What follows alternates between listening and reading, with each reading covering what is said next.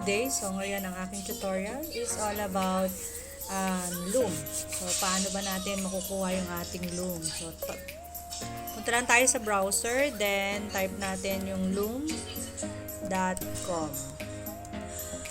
Loom, Loom.com. So, ako kasi ay mayroon na akong account. So, for example, punta tayo sa loom.com. So, ito yung lalabas. Meron ditong nakalagay na Loom for free. Get Loom for free. Kukuhanin lang natin siya. Then, click lang natin yung Loom for free. So, tatawin ka ngayon, sign up for Loom, sign up with Google, sign up with Slack, sign up with Apple or email, or create a free account. So, magsa-sign up tayo with, for example, we have here sa Google. So, sa Google, gagamitin mo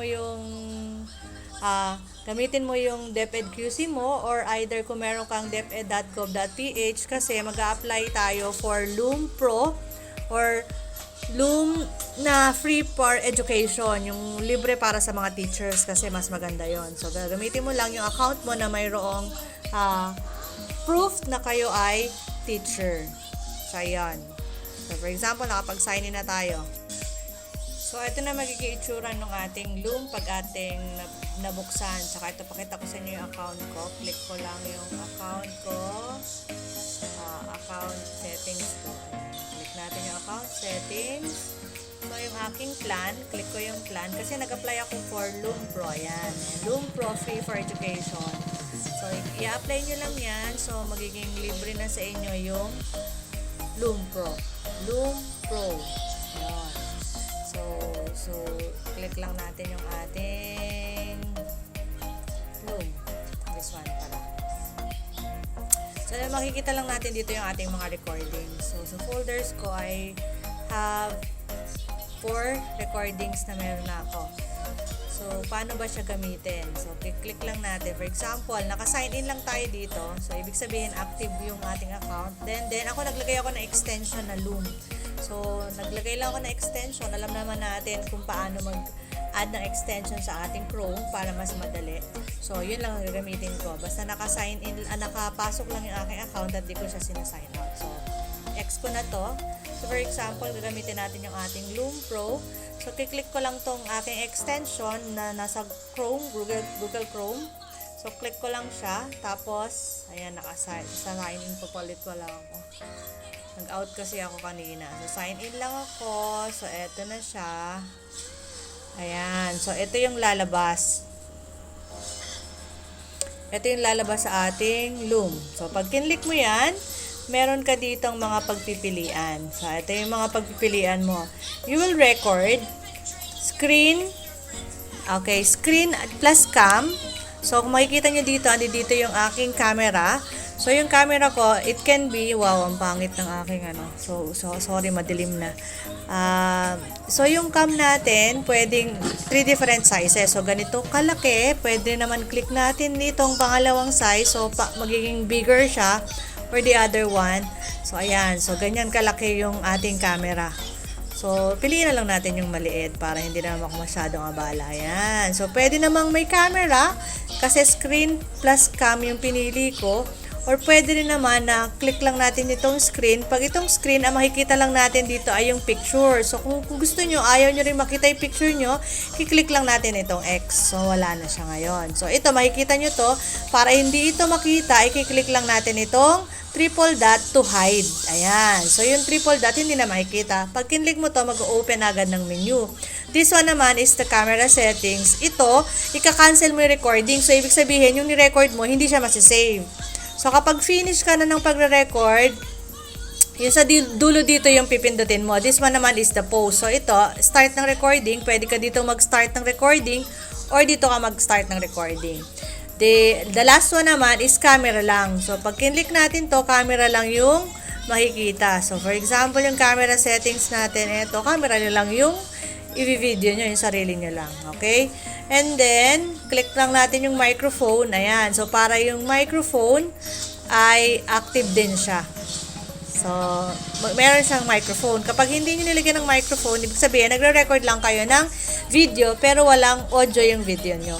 So, click na natin yung start recording. So, pag kinlik natin yung start recording, magbibigay sa'yo 1, 2, 3 para mag-start. Tapos may magpa-pop up dito ang window. Nasaan na yon? So, camera and camera.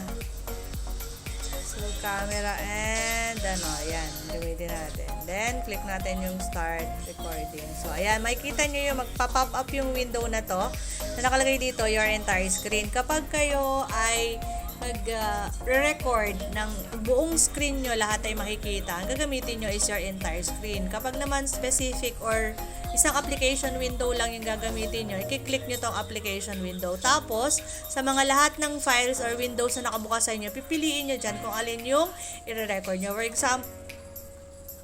For example, ang gagamitin natin ay ang ating presentation from Canva.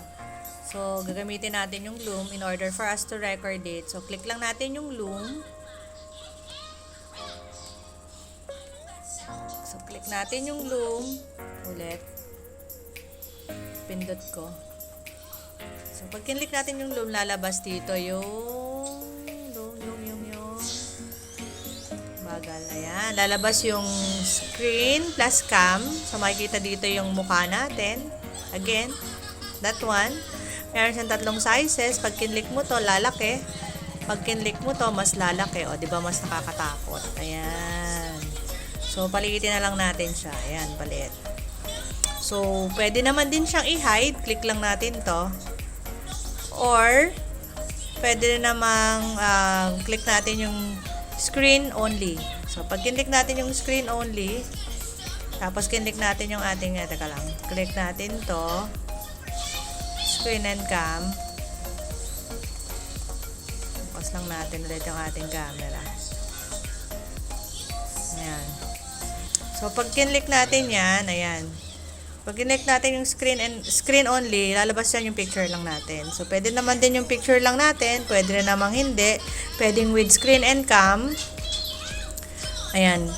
Pwede rin namang wala yan. Pwedeng palakihin yan, paliitin. Pwede rin namang screen lang, tapos picture mo lang. Pwede rin namang wala, tatanggalin mo lang, click mo lang to. Tapos ito, makikita to, i-hide lang natin yung menu. So, triple dot na lang yung matitira. Yung triple dot na to, hindi na matatanggal yan. So, click lang natin yung triple dot para makita yung ibang menu. This one is to cancel. Pag kinancel mo yung recording, of course, kinancel mo yon. Ibig sabihin, hindi na siya naka-record, hindi na siya ma-record, or hindi na siya masasave. Then the other one is pause or resume. Yung pinost mo muna siya ng sandali, tapos i-resume lang. Then this one is click this one for start recording. Pag naman nagre-record ka na, dito ka rin mag-click ng pag-finish ng recording mo. And also this one, pwede ka rin mag-start ng recording. Pwede rin naman, pag kinlik mo tong pangatlong choice dito, we have here the cam only. It can be a full desktop or current tab. Microphone, pag kinlik natin to, kailangan yung ating presentation is with audio. So, make sure dapat ito ay naka-on. Kung hindi mo naman kailangan ng audio, ang gagawin mo lang is to disable this. So, ayan, wala nang microphone. So, mag-start na ako ng recording. Kasi ang ginagamit ko dito is VSDC para magamit ko or mapakita ko sa inyo yung Loom. So, click ko lang yung start recording. Full desktop tayo. Lalabas dito ngayon kung anong klaseng presentation yung gusto mo. Entire screen mo ba na makikita lahat? Pag naglipat-lipat ka ng screen, makikita rin yung pag-record mo ng screen. Or application window lang. So, kung gusto mo, itong preparing stocks or yung PowerPoint yung ating ipapresent. So, for example, I'm going to use a specific application window. So, gagamitin ko itong preparing stocks using Canva. So, kiklik ko lang yung share. So, ito na yung makishare sa kanya. Magbibilang siya ng 1, 2, 3, 2, 1. Nakalagay dito yung stop sharing. Para hindi siya nakikita, click lang natin yung hide. Ha-hide lang natin siya. Then also this one, nakikita pa rin siya, diba? So, i-click lang natin yung hide. So, para ganyan lang yung nakikita natin. Then, click natin yung sa Canva to, ha. Magpe-present tayo using a Canva. Ayan. Ito kasi yung karaniwang ginagamit ko, Canva, sa presentation. Tapos, ang ginagamit ko naman pang record ng aking presentation ay Loom. Pero maaari din pala kayong mag-record ng Canva gamit ang Canva. So, click ko lang yung present. And then, click ko lang itong menu para ma-hide. And then, antayin ko lang na mawala. Bitawan ko yung mouse, antayin ko lang na mawala yung aking mouse pointer. And then, ayan, makakapag-record na ako ngayon gamit ang Loom. And then, gamitin ko lang aking keyboard para makapaglipat-lipat ng aking presentation. Yung nasa baba ko na isa yung VSDC free screen recorder. Ginagamit ko to kasi para gusto ko mapakita kasi sa inyo yung Loom. Kaya itong VSDC yung ginagamit kong pang-record. Pero usually Loom talaga yung ginagamit ko. So, ayan. So, ayan. So, para ma-stop natin yan, escape lang natin. Tapos, makikita nyo, itong Loom na to, pag ito pinindot nyo dito, ibig sabihin, stop presentation na. Kapag naman nagpindot din kayo dito na finish recording, tapos na rin yung recording. So, for example, hindi ito pipindutin ko, dito lang ako pipindot. I-click ko lang yan. Automatically, ida-direct ka niya sa Loom website. So, sa Loom website, ito na yung ating na-record kanina. So, mas makikita nyo dito, ito yung pan-download. Kailangan ito ay maging darken arrow, ibig sabihin na-polish na or na-polish na yung pixel ng ating video na pwede na natin siya i-download. This one is naman is to duplicate the video. Alam naman natin ang ibig sabihin ng duplicate. This one is to delete. And this one naman is to share. So, ayan, nakita nyo, nag-ano na siya ngayon. So, yung video ko, pwede ko na siya ngayong i-download. Meron ako magiging kopya ng video ko. So, i-click ko lang to. At makikita nyo dito, meron siya yung parang ayan. Yung pinapakita kung gano'n na yung percent or kung gano'n nakalaki na download niya. We have here also the settings. Ito, pwede mo siyang i-share. Yung mismong video mo na to, pwede itong ma-share. So, click mo lang yung sharing for public, etc.